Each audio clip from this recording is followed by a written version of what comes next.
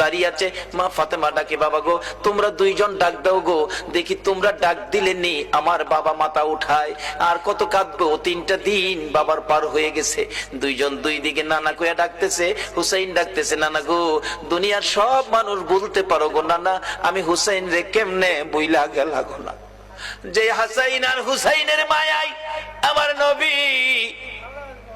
আমার নবী হাসাইন আর হুসাইন দেখতে গেলেন খাতুনে জান্নাত ফাতেমাতুজ জাহরার ঘরে, যাইয়া দেখে দুই ভাই ঘরে নাই।